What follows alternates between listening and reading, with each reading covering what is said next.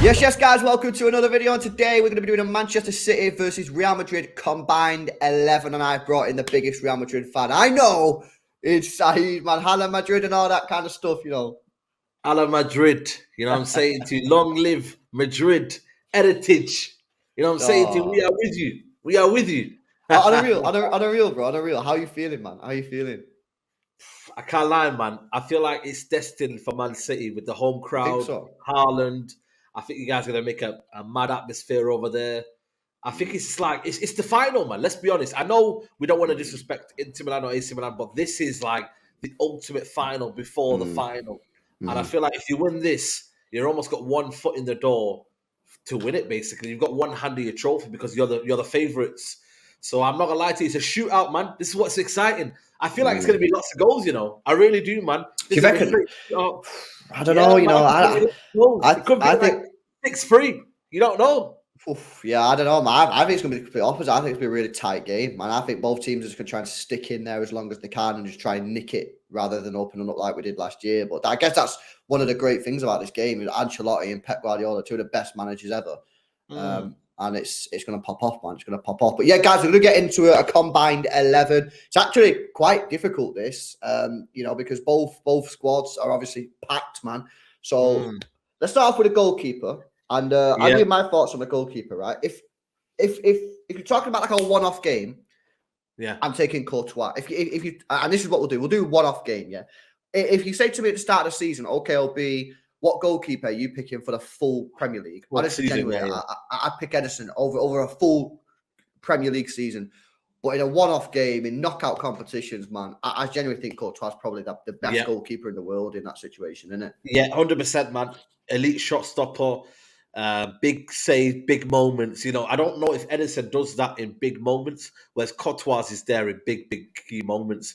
I think it's been proven that Champions League final last year. You see it against Liverpool there when he needs to. Ederson's game is probably more all round refined, but as an all rounder game, one game where you just need someone to be there. Courtois is there, man. He's one of the best in the world, if not the best. Do you remember that final last year, bro? I mean, Liverpool get roasted for that final, how they defended and shit. But they actually, on another day, if Real Madrid would have had another difficult goalkeeper, they probably would have won the Champions League, man. Courtois was unbelievable, So for this, and a one-off game, I don't think we'll get too many people moaning about that from the City fan base. I think that's fair. Yeah, that's fair. Let's go. We'll go 4-3-3, by the way, guys. 4-3-3, yeah.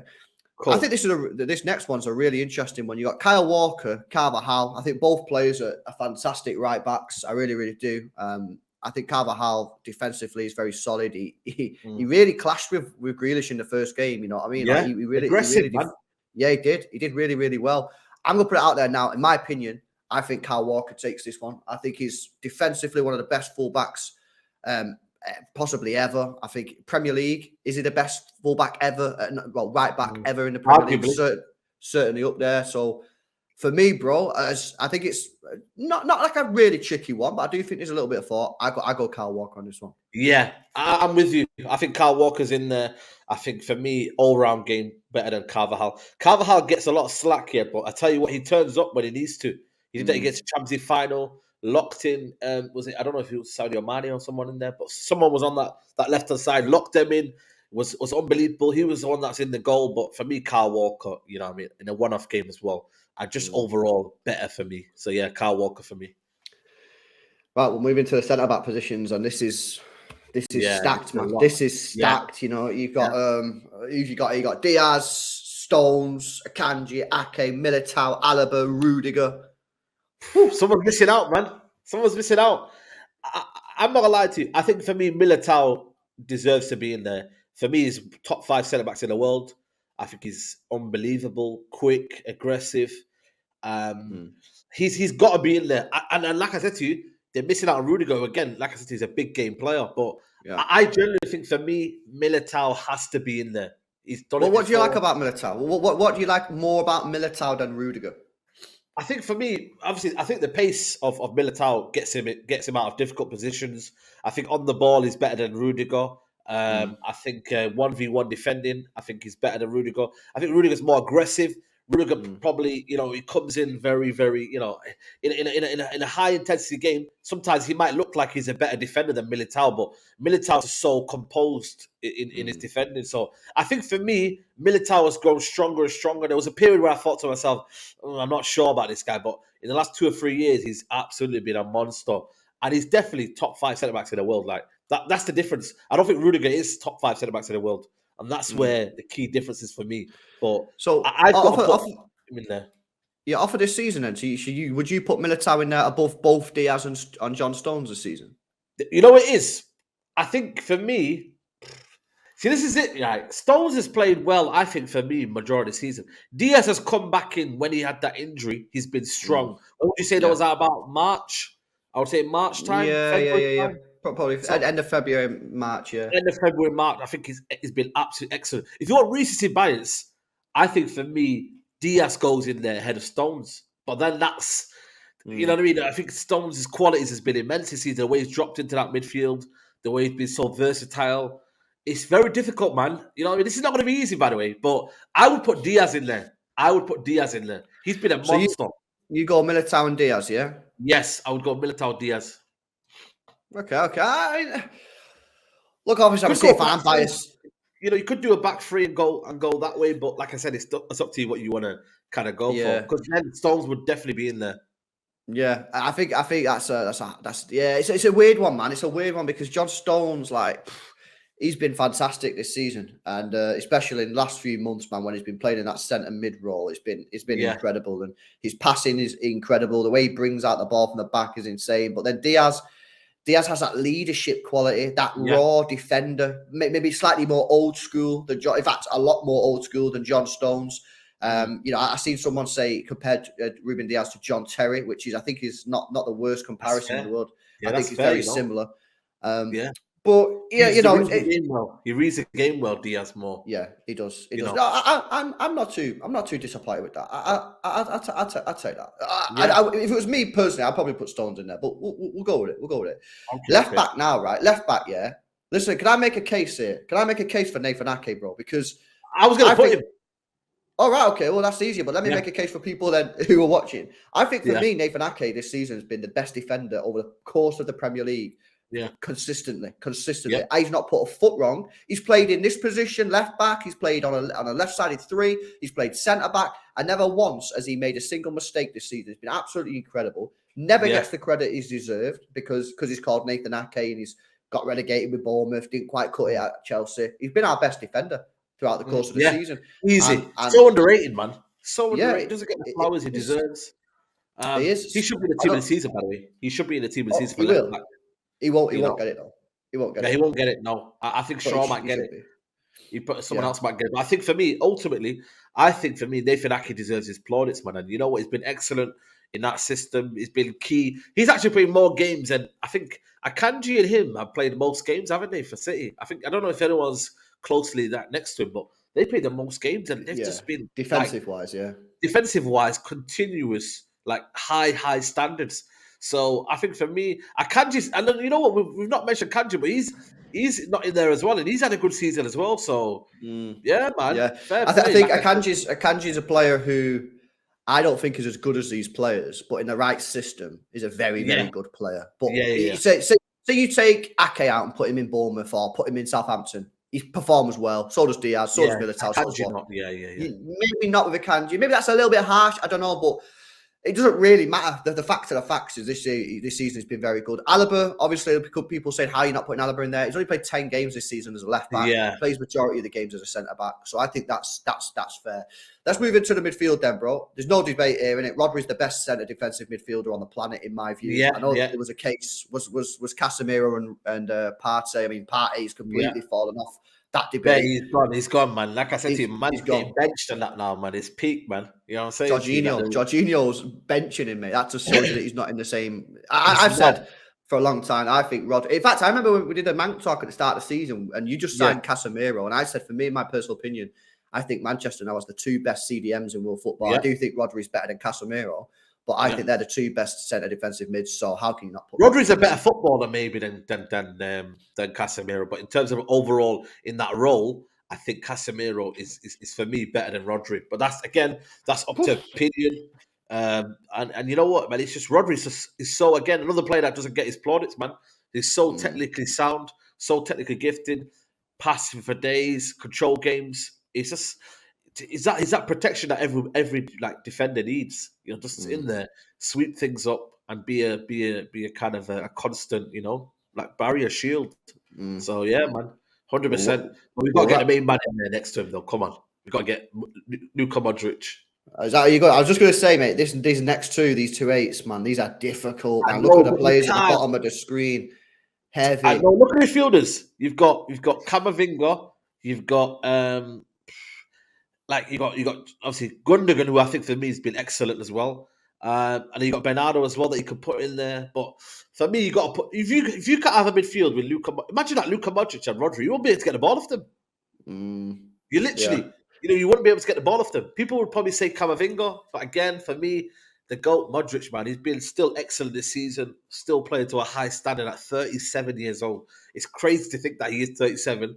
But yeah, man, I think for me I think that's a very good midfield. I know you're going to put in the 10 role, easy, isn't it?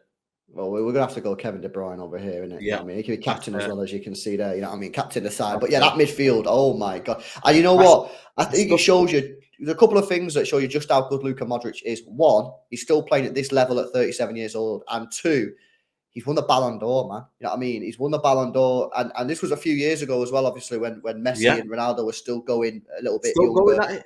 Yeah, So that just shows you what a player is. A fantastic player. And I mean, just look at the players that miss out there. You got Gundogan missing out, yeah, Camavinga, yeah. Valverde. You know what I mean? He can play in that role as well. Valverde, that's another one as well. But like I Heavy. said to you, man, this is the creme de la creme, man.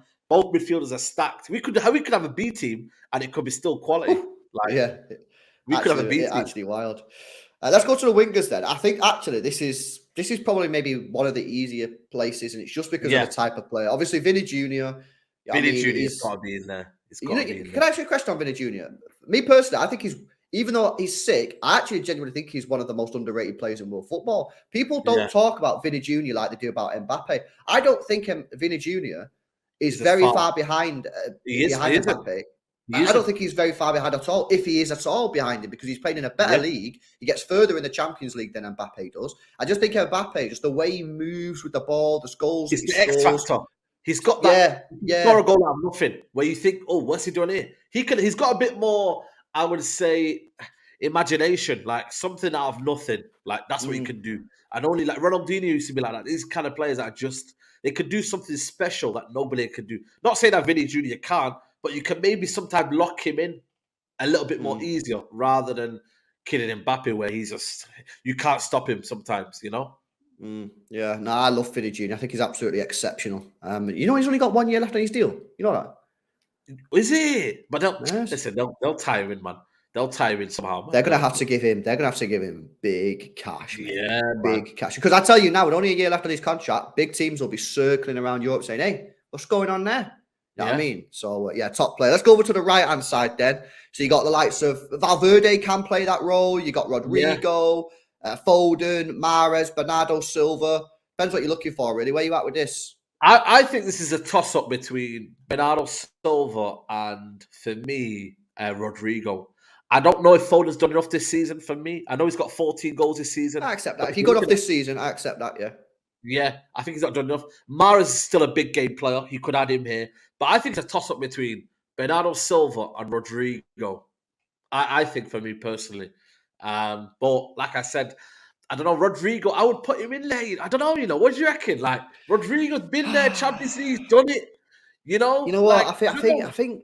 Honestly, bro, for me, I go Mahrez over Bernardo. I just think You that think so? because I think Bernardo still. I think Mahrez starts against Real Madrid in the second leg. Real Madrid, I yeah, think he yeah I think he does. I think he starts above him, and Mahrez is I think one of the best, not the best, but one of the best right wingers we've seen in the Premier League. He's been yeah, exceptional for Leicester, and I think his time at City is largely been underrated. I think people yeah, say, oh, he's not done that well. Actually, he's done very well. Look at his goal numbers. He's getting yeah. 15 to 20 goals a season. He carried us in the Champions League a year or two ago when Facts, the PSG game. So facts. Rodrigo is a fantastic player though, and this year Yeah. he seems to have gone up a level again, which is crazy. I'm going to take the reins on this one, bro, and I might get cooked, but I'm going to put Mahrez in, man. I'm going to put Mahrez the right winger. Yeah. I think he's I class, think man. that's harsh on Rodrigo, but It Mahrez, is, more it is harsh. experience. I think he's just done enough more than I think for me, maybe Rodrigo.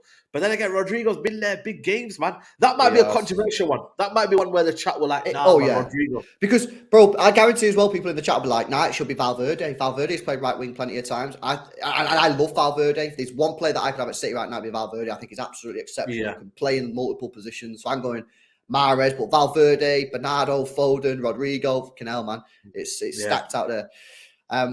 And then it's a shootout, man. You want a Haaland who's fresh at this sort of top level Champions League, or you want to go for Mr. Experience in Karim Benzema? I'm just going to tell you now, going off this year, 51 goals in all competitions. He's a Champions League top goal scorer. He's breaking records for fun. I'm taking Haaland. I feel like I'm doing Benzema like not enough justice for not fighting his cause here. But what can you do when you've got Haaland, who's been absolutely phenomenal this season, the best striker in world football, like scoring goals for fun. Like I feel terrible inside that I'm not backing Benzema, but you can't. You've got to go with logic. You've got to go with what's staring in your eyes. And Haaland has been clear this season. Champions League, everywhere competition's been, he's been scoring goals. So for me, it's Haaland up front. Yeah, Benzema this year scored 29 goals in all comps. Haaland's on plus 50. So yeah, it's going to have to be Haaland, man. But Benzema, what a player he is, and he's like a fine wine, bro. You know how they say the wine gets better with age. He just keeps on improving year on year. The one thing I would say is both of them were quiet in the first leg. Haaland was quiet, and so was Benzema. So it will be interesting to see. Benzema more so. Yeah. No, that's fair. But man, look at that team. Fucking hell, that is one incredible team. Team that is mad. When you look at that team there, I'm like, shit, man, that's crazy. And that is probably the best combined 11 I've ever done. Yeah. And the B team could be literally Benzema up front, Foden on the left, Rodrigo on the right. Like it's generally we could go in here and make 2 or 3 squads. So yeah. It is wild. Like. So let me just read it out for the guys then. Got Courtois in goal, Ake left back, Diaz, Militao, Walker, Rodri in the middle with Modric and De Bruyne, Vinny Jr. left wing, Mahrez right wing, which will probably be one of the most debated topics in the comments section below, and Haaland over Benzema, man. What a team that is. Like I said, that's for me is probably the best combined 11 I've ever done when we've done these type of shows, man. So it's going to be crazy. Guys, let us know in the comment section below. You know what I mean? What's your starting 11? Which ones do you disagree with? I think most people will agree with everything. I think the centre-backs and right winger may be the ones that you guys disagree with. So let us know in the comment section below. Big up Saeed for coming on. You know you can find him. Saeed Hello, Madrid. None of that, bro. Come on, you've done so well. You've done so well. Don't ruin it, man. Big up people, man. Drop a like on the stream. Subscribe to the channel. And we'll catch you in the next one. See you later.